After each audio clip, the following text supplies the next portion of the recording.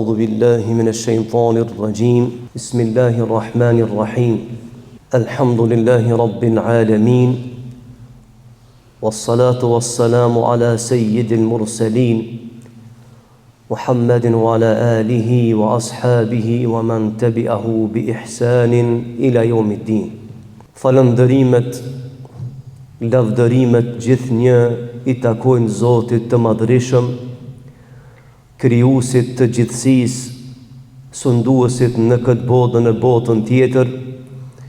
Atë falënderojmë dhe vetëm prej Tij ndihmë dhe mbështetje kërkojmë. Përshëndetjet, salavatet, selamet tona të përzemërta në këtë ditë të bekuar, nga ky vend, nga thellësia e zemrave tona, ja përcjell me mësuesit tonë Muhammed Mustafa sallallahu alaihi wasallam, familjes së tij të ndershme, shokëve të tij besnik dhe gjithë atyre të cilët e pasuan dhe e pasojnë rrugën e tij deri në ditën kur takohen me Allahun xhelle xhelalu. Të nderuar dhe të respektuar vëllezër besimtar, sot me lejen e Zotit të Madhërisëm do ta përcjelli një porosi, një këshill të pejgamberit sallallahu alaihi wasallam. E në fakt kjo këshill përmban udhëzime të shumta, të ndryshme dhe të mira për jetën, zhvillimin e jetës, shoqërisë e kështu me radhë. Dhe nuk ka dyshim se sa herë që flet pejgamberi sallallahu alaihi wasallam, ai ka fol dhe flet me të vërtetën dhe fjalët e tij janë në dobi të njeriut, të atij I cili e kupton mirë misionin e jetës kësaj bote dhe rrugton lirshëm dhe dinitetshëm për në botën e përjetshme. Transmetohet prej Ebu Hurajrës radhiyallahu anhu, I cili ka thënë se e kam dëgjuar pejgamberin sallallahu alaihi wasallam duke thënë se po ju rekomandoj, po ju porositi të I bëni një 3 çështje dhe njëkohësisht ju porositi që të distancoheni prej 3 të tjera. Tha ja Rasulullah, cilat janë ato çështje që ti po na porosit mi u përmbajt dhe cilat janë ato 3 çështje që ti po na porosit me u distancu prej tyre. E para tha, en ta'budullaha wa la tushriku bihi shay'an. Ju këshilloj që ta adhuroni Zotin e Madhërisëm dhe të mos I bëni shok atij.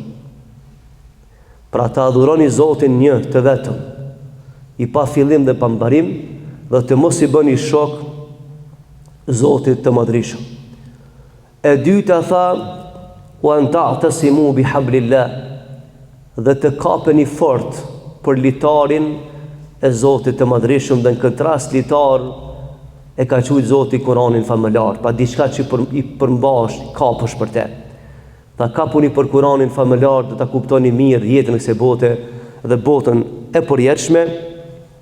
Dhe e treta tha, respektoni, ndëgjoni ata të cilët ju udhëheqin në rrugën e hajrit në jetën e kësaj bote. Këto janë 3 porosi të pejgamberit sallallahu alaihi wasallam. Than ja Rasulullah, cilat janë ato 3 tjera që ne duhet mu distancu prej tyre, mos mu marr me to, mu largu prej tyre. Tha qile wa qal, largoni prej fjalëve I thash dhe më ka thonë, me çfarë fjale distanconu prej thashë thënëve. E para. E dyta wa kathrati sual, dhe largoni prej pyetjeve të shumta, bisedave të kota, të panevojshme. Dhe e treta thot, dhe keni kujdes dhe mos e humbni pasurinë në rrugën e gabuar. Pra, një porosi e madhe për pejgamberit sallallahu alaihi wasallam që ka të bëjë direkt me jetën, me moralin, me etikën njerëzore. 3 të parat me I respektu, sepse do t'i shpjegojmë të dashur vëllezër. Të parat tha, pejgamberi me adhuru Zotin e Madhërisëm dhe mos mi bën shok. Nuk ka mendje më të ndritur, më të pastër, më të vetëdijshëm se sa e mendje e cila e kupton se Zoti është një dhe s'ka shok, nuk ka rival. Kushdo që i përshkruan Zotit diçka ndryshe për asaj çka është Zoti i Madhreshëm, ai e ka humb rrugën e vërtetë në këtë botë dhe në botën e përjetshme. E dyta, që ti përmbaheni tha litarit Zotit Madhreshëm. Keni pa vëllezër të dashur, nëse do me nxjerr dikan prej një humnere poshtë, nëse ka ra, çka të shkon mendja për herë të parë? Shkon mendja me nshu një litar dhe ai mu kap me dal jashtë. Nëse don me nxjerr dikan prej rrugëve të gabuar të jetë, litari vetëm që e nxjerr prej rrugëve të gabuara të jetë është libri i Allahut xhallahu ala. Allah i ka thonë Kuranit hablun metin. I ka thonë litari fuqishëm. Pse? Sepse kushdo që kapët për këtë libër ka me fitu në këtë botën, botën e përjetshme. Dhe porosia të tretë tha, pejgamberi sa ti respektoni ata të cilët ju udhëheqin në rrugën e hajrit në jetën e kësaj bote. Vëllezër, po nalmi këto tre të parat sepse pastaj do të flasmi begigat në këtë hadith, po nalmi të e para. Me adhuru Zotin e Madhreshëm, me besu Zotin e Madhreshëm si Zot, si krijues, i pa fillim dhe pa mbarim, gjykues, furnizues, e kështu me radhë. Dhe mos mi ba shok Zotit e Madhreshëm. E dini vëllezër çish është kjo mesele me ardhur këtë dunja edhe me adhuru Zotin një. Kemi thonë, nëse shkon dikun me një objekt të mirë, edhe ti befasohesh prej infrastrukturës, dhe ndërkohë ti e mohon edhe punën e arkitektit, edhe punën e inxhinierit, edhe punën e punëtorit, e mohon, tu ka arë rasisht kjo.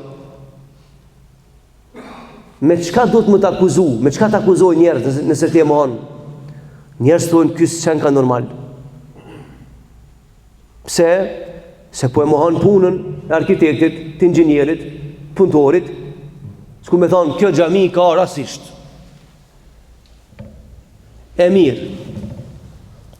Çfarë logjike mund me posedua i person i cili vjen në jetën e kësaj bote dhe e shef se sa është, se në çfarë niveli është krijimtaria e Zotit të Madhreshëm dhe ai e mohon krijuesin. Për shembull, e shet tokën, i shet lumejt, i shet detrat, i shet qejt, yjet, sa preciz, edhe thot, valla nuk e dia ka Zot. Pra e mohon krijimtarinë e Allahut xhallahu ala. Çfarë logjike mund me posedu ky njeri? Çfarë niveli dijes mund me kanë ai i cili vjen këtë botë dhe krijuesin e vet nuk e njeh? Çka mund me ditë ai më shumë për çështje të jetës, kur e harron dhe kur nuk i ka gjetë rrugën e besimit të drejtë në jetën e kësaj bote. Pra na thot pejgamberi sa adhuroni Zotin një dhe mos i bani shok Zotit të Madhreshëm. Vëllezër të dashur, njeriu në jetën e kësaj bote padyshim është gabimtar dhe mund të gabon. Por Zoti i Madhreshëm, duke qenë njeriu gjallë në këtë jetë, i ka treguar se cilin mëkat nuk e fal Zoti. Cili është gjunahi që Zoti se fal. Mos o Zot me bë me vdek dikush me çat bindje, me çat gabim, ai thjesht ka hime një qërë sakak që mos kosh likurën e tij. Ka thënë Allahu xhallahu ala në Kur'an, Allahu i fal të gjithë përjashtim shirkin, atij që i ban shok Zotit të Madhreshëm, atij që i ban rival Zotit të Madhreshëm. E për këtë arsye na porosit pejgamberi që të heqmi dorë për këtij mentaliteti të mbrapsht që i ban rival Zotit të Madhreshëm, sepse me të vërtetë Zoti s'ka rival, por ja që mendja e prisht të njeriu të më shku deri në atë nivel sa që me i ban shok Zotit të Madhreshëm ose me i ban rival Zotit të Madhreshëm. Edhe në jetën e përditshme, edhe me shprehje, edhe me vepra, ne distancohemi prej gjërave që i bëjnë shok, i bëjnë shirk Allahut xhallahu ala. Edhe kur të lutemi, në lutmi direkt të Zotit Madhreshëm. Ne nuk marrmi ndërmjetësues. Në direkt lutmi Zotin e Madhreshëm. Edhe kur bëjmë vepra të mira, ne të kërkojmë gjithmonë shpërblim prej Zotit, duke mos e shtynë në hije se kërkan. Edhe kur goditmi në fatkeqësi, për shembull, në bote, adresa parë që kërkojmë rrugdalje është Zoti i Madhreshëm. E pastaj me lejen e Zotit Madhreshëm e shfrytëzojmë potencialin intelektual, fizik dhe rrethanat në përcilat gjendemi për dalë prej situatës. Por gjithsesi aja preambula prej cilës nisemi është Zoti i Madhreshëm. Një dhe i vetëm.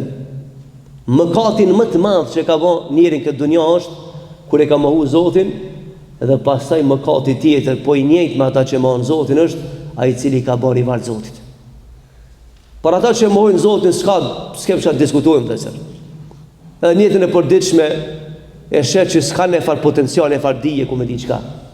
Thjesht njerëz që jetojnë në andra të kota, njerëz të humbur, njerëz që se njohin potencialin e vetë,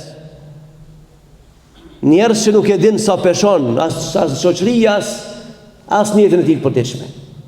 Sepse çfarë logjike po desh ka me pas ai i cili për mohoj ka Zotin? Çfarë logjike? E di që kjo puna ka thonë Allahu në Kur'an me një ajet, thot njeriu daraba lana mathalan, thot njeriu na i pruni një argument wa nasiya khalqa, dhe harroi vetveten dhe tha e kush na rin gjallë mas e desmi. Çka nën kuptoj çish e ka harruar vetveten? Në kohën e pejgamberit sallallahu alajhi wasallam ka qenë një far Ubej bin Khalaf e ka posemnin, një far zullumçari i madh. Edhe i ka gjetë do eshtra në varreza 10 aty në herët. Edhe ka kap një farlloj ashtin në dorë dhe ka ardhur te pejgamberi sam dhe ka trus me dorë ashtin. Dhe normal ashti është ka përderdh. Dhe i thotë o Muhammed, a mendon ti se do të ngjallmi, masi të bëhemi kështu? Edhe Allahu e zbreq të jetë në Kur'an dhe Allahu thot, çudi me njerin, daraba lana mathalan, dashti më na i pru një shembull dhe tha kush ngjall masi të bëhemi plunë hi. Allahu tha thuj të ngjall ai i cili ka kriju në herën e parë pa të pa hiç. Çi ka më ngjall i njëjti Allah, që të ka kriju pa u kanë. Edhe disa interesant nëse. Çure ku shkon mendja e njerit padijshëm. Mi pastan në i kujnë o vllazni, se njeriu e ka prej ardhur për një pikë uji se kish besu.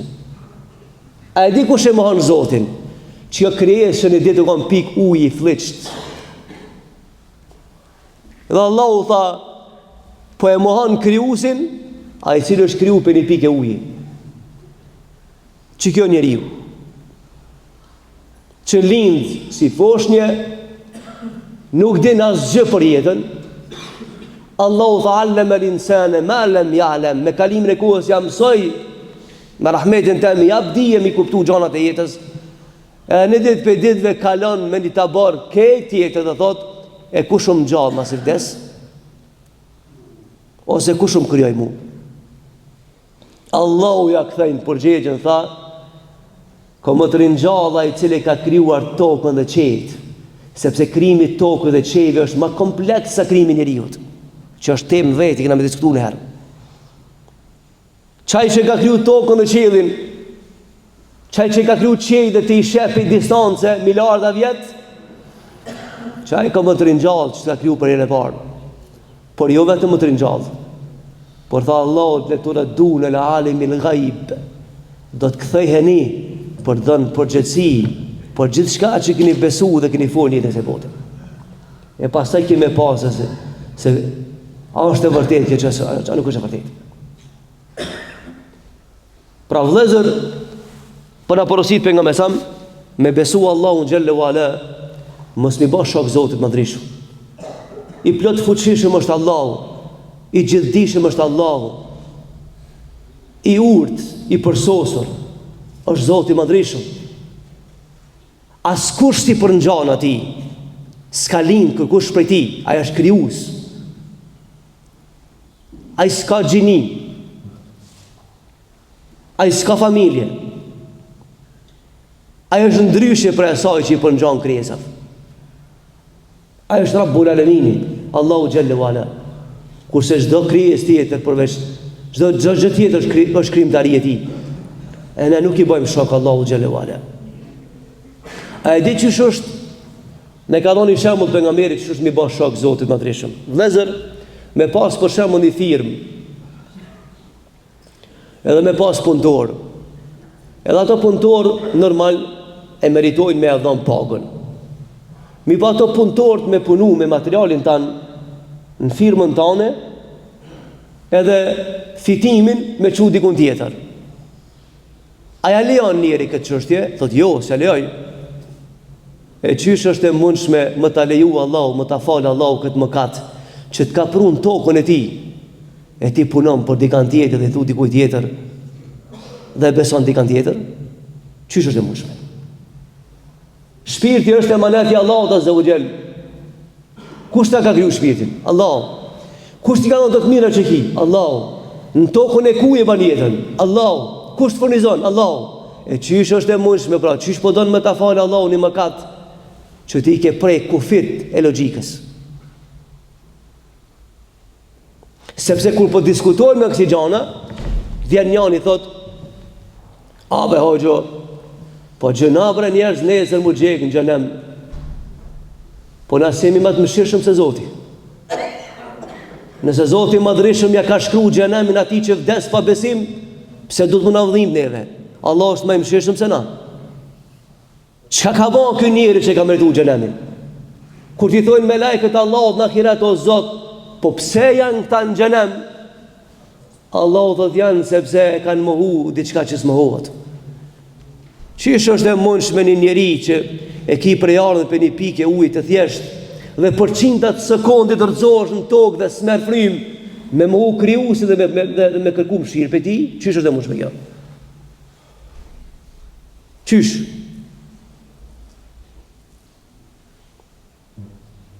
Qysh është e mundshme me marrë këtë guxim njeriu këtë dunja me dalë përballë Zotit Madhreshëm? E dini vëllezër që për çdo hap sa jetë që shkojna, çdo frymari që e marrmi, jena nis drejt takimit me Zotin Madhreshëm. Të lumt ata që kanë jetuar këtë dunja me besim, sikurse me pas pa Allahun xhelle wala. Dhe i kanë bën punë për Zotin Madhreshëm. Janë distancuar prej çdo vepre që se do Zoti Madhreshëm. Dhe kanë ikë larg prej asaj vepre që e çon në shirk, në kufër e kështu me radhë. Sepse një ditë kanë me taku Zotin e Madhreshëm. Kanë me taku Allahun xhelle wala. Se ti shkon kjo botë shkele shko, dhe ti shkon kjo botë pa një përgjegjësi, kishin ndryshuar rregullat e jetës. Por ja që kjo botë është e krijuar kështu.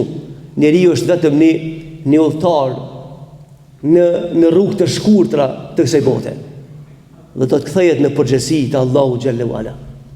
Pra mos i bën shok Allahu xhelle wala. Dhe kjo temë vëllezër është shumë e gjatë. Se si njeriu bën shirk Allahu xhelle wala. Unë po i përmend një 2-3 çështje sepse nuk kam qef më lshu këtë nivel të debatit, biseda, po është e nevojshme me thënë. Vëllezër, hajmalit janë shirk. Kush beson në hajmali ka dalë për dinit Allahut azza wa jall. Kush beson në hajmali, kush man hajmali, kush shkon të këto prallagjitë, ka dalë për dinit Allahut azza wa jall.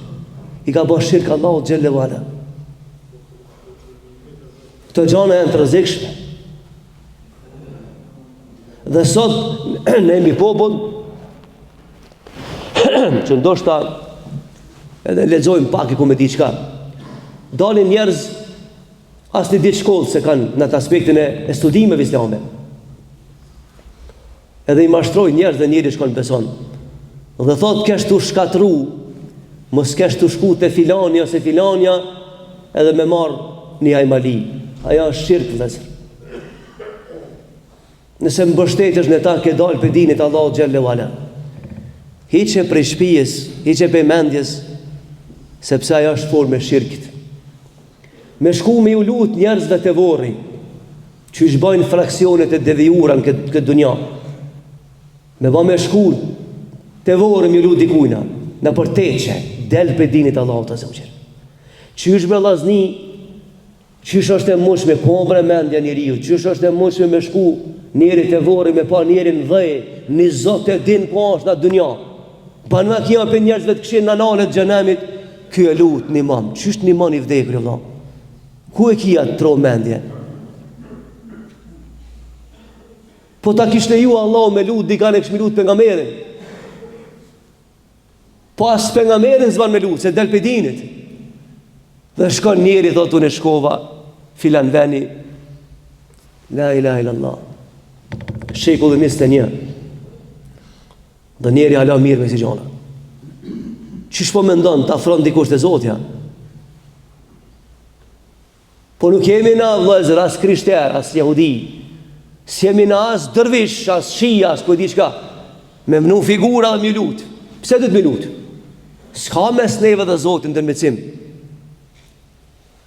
Të Allahu s'shkohet me ndërmecim, të Allahu direkt. Në bim në sesh, do Allah me ty e kam lutjen, jo me tjerë. Dhe shkoj njerëz, jo kismeti, jo që kismeti, jo ku e di qka. Jo prej kur ban filan vorit, ku e din ku shukon ai. Ku e din ku shukon ai van. Për këtë arsye vëllezër, kjo feja jo në shumë e pastër. Kjo kur të keq kuptohet e rrezikshme. Se kur të kuptohet është shumë e pastër. Ama kur keq kuptohet pasaj është rrezik i madh. Koha pas ka shku, unë po përfundoj këtu për shkak të ezanit.